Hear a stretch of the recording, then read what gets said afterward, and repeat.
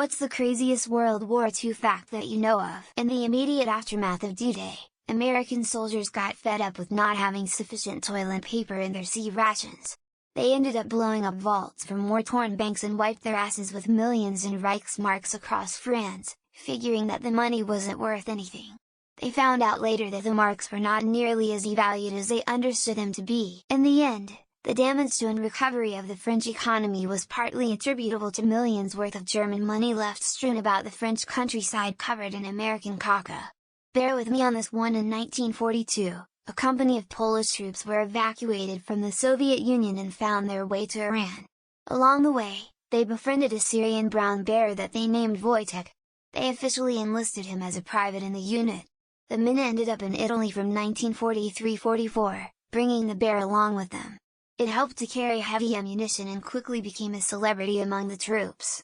Wojtek was eventually discharged after the war and lived peacefully in Edinburgh Zoo until he passed away in 1963. A member of the US Navy survived being stabbed 4 times by Japanese bayonets during the Bataan Death March when he was a POW in the Philippines.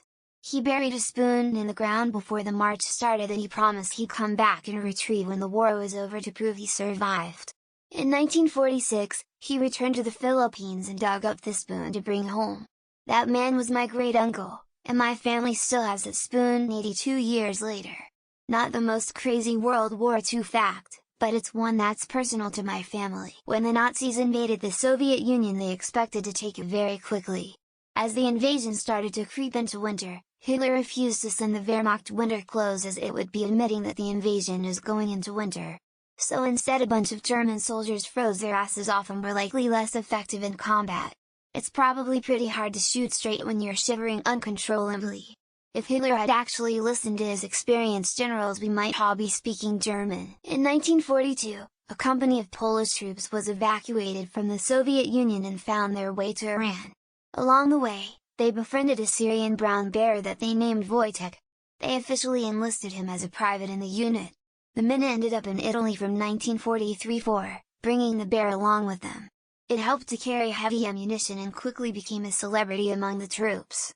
Wojtek was eventually discharged after the war and lived peacefully in Edinburgh Zoo until he passed away in 1963. Fucked up thing I learned recently: in Germany, in the rural area where I'm originally from, there used to be forced laborers working and living on the farms. Many of them were young women, mostly from Russia. Many of them were raped. But the baby daddies couldn't marry the women and live happily ever after, of course. So the babies were killed. And because they couldn't be buried at the graveyard, they were buried in the nearby forest or discarded with the rest of the farm's waste. The Soviets trained dogs to crawl under tanks. They would then attach explosives to the backs of the dogs that would be activated when a lever was pressed down from the dog crawling under the tank. Unfortunately, the dogs learned to go to tanks that were running on gasoline like what they were trained with and avoided the German tanks running on diesel. At German tanks were gasoline, the dogs were trained with diesel tanks. German and American soldiers fought alongside French prisoners against the SS during the last days of the war. The Battle of Kassel. If I had a nickel for every time the Wehrmacht and the Americans teamed up against the SS during World War II, I'd have 2 nickels, which isn't a lot, but it's weird that it happened twice. During World War II in the Philippines, particularly northern Luzon, civilian Filipinos became more terrified of some guerrilla groups than the Japanese invader because apparently, these guerrilla units took advantage of the chaos to unleash reign of terror and killed civilians for different reasons, such as lust for blood, abuse of power, vengeance, and simply for fun. P.S. I'm a history grad and this was my undergrad thesis. That Hitler only joined the Nazi party because the German army sent him to a meeting to basically spy on them.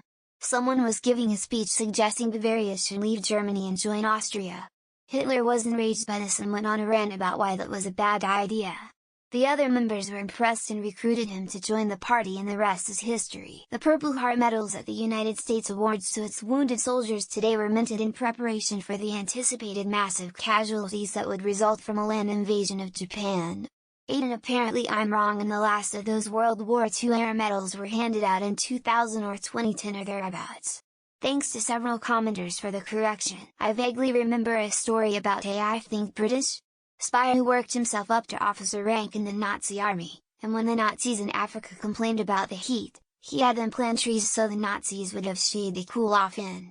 Then he just messaged the Allies to bomb the fuck out of any trees they saw in the desert. Absolute Chad. My father destroying a US Navy airplane because he was drunk and conducting an unauthorized one-man air show for his family.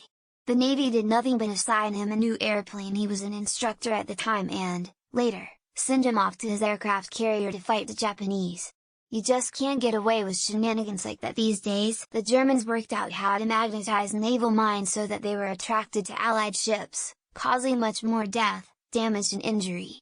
The British found out they were doing this, magnetized their ships and submarines with the opposite polarity, meaning that they repelled the mines and were able to safely navigate European waters. That, after victory in Europe, General Patton had a grand master plan in mind to acquire what was left of the German army and together take out the Soviet Union while they were weak.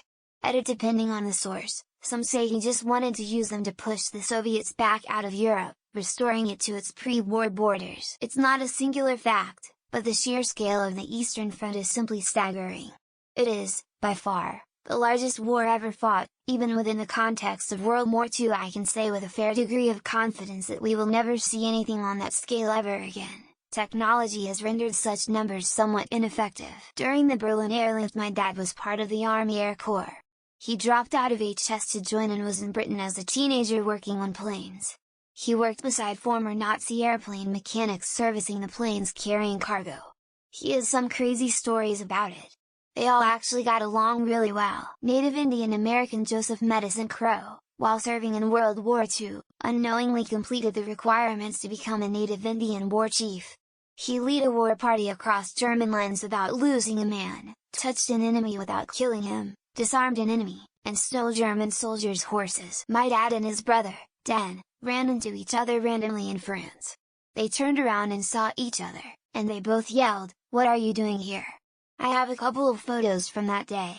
They got to spend the day together before going back into hell, and they both survived the war. The British set up a spy training school in Canada to teach the Americans who were neutral prior to Pearl Harbor, without the Canadian government being completely aware of what exactly was going on at Camp X or STS-103. The camp opened December 6, 1941. The day before Pearl Harbor. When my dad and his platoon were being airdropped somewhere in France, the aircraft, instead of oil in the engine, they used mineral oil. Almost all of them got diarrhea from inhaling the smoke from the engines. Nice thing to have in your pants when you're paratrooping in. Sima Hauhe, aka the White Death, was a Finnish sniper with 505 confirmed kills in less than 100 days, mind you. He did not use a scope, plain old iron sights. First the scopes would fog up in the cold air, and second a glint off it would give his position away. At the end of the war, Americans and Germans fought alongside each other against Nazis. Battle for Kasteleder, where French politicians were held during the war. Nazis' SS were going there to kill them, and the Americans in former guards said nuh-uh. That Ferdinand Porsche, yes, and creator of the Porsche, created a tank destroyer that hugely failed. The fact that Patton commanded an army that was a complete fake with inflatable tanks and jeeps. Operation Anvil, the fake plan to invade Norway. In the UK, when war was declared, the government encouraged people to give their pets away, or put them to sleep. People did this without being encouraged because there was a fear there wouldn't be enough food to feed their families and their pets. Bat bombs. The US developed a plan to use bats as carriers for incendiary bombs. The idea was to release bats with small bombs attached to them over Japanese cities, with the hope that the bats would roost in buildings, causing widespread fires. I always thought there were only like a dozen or so concentration camps. When I visited Dachau, I learned there were actually more than 400 across Europe. Most of them served hubs to transport the victims to the death camps. Many Russian soldiers who'd been involved in that counter-offensive that ended only in Berlin, would eventually be sent to re-education camps for up to 2 years, so they would be made to forget about the decadent excesses of the West. I watched a documentary of a guy who wanted to be a spy and ended up somehow getting one of the highest medals on the German side and one of the highest medals on the Allied side also. Supposedly the only person to do so. After Germany invaded France, they forced Citroën to make trucks for them. In an act of sabotage, Citroën moved the full mark on the engine oil dipstick lower. So, the engines would run but fail under heavy use. Brilliant! The Russians kidnapped a lot of American soldiers from German POW camps and held them in the USSR as leverage because they were expecting the Cold War to amp up. I don't think those Americans were ever heard from again. My grandfather was front center of his landing craft on D-Day. German MG-42 put an X across his torso. 7 bullets. Who lived and bore my mom after the war, who bore me. The scars were incredible. What a man he was. No black soldiers won a Medal of Honor until like 1997 when they had to go back and look. Discrimination prevented many from even getting nominated. Large amounts even gave up rank to serve in integrated units. The Soviet 13th Guards Rifle Division, one of the units in the Battle of Stalingrad, suffered 30 killed in the first day of fighting. Just 320 of the original 10,000 soldiers survived the entire battle. It was common for Air Force pilots to take the widow of their fallen soldiers, often with the request of that soldier ahead of time. This was to ensure some form of security to the family back at home. At Normandy, my uncle Curtis got blown up but still alive, so they morphined him really good and buried him in the sand till the battle moved on, then they came back and got him. He's still kicking. One Pujol Garcia, a Spanish national that wanted to spy for Britain against Germany. Britain rejected his offer, but he decided to spy for them anyway. Pop some popcorn and read his wiki. Operation Cottage, where American and Canadian troops took an island with 195 killed and 368 wounded out of 39k troops. Against nobody but traps left by the Japanese and friendly fire. During the war, Canada built more military trucks than the major Axis powers Germany, Japan, Italy combined. Source: K-carrying Spitfires brought pale ale to the troops at the front. A French-Canadian soldier named Leo Major was so pissed off at the Germans for killing one of his friends he single-handedly rounded up 93 Germans and liberated a Dutch town.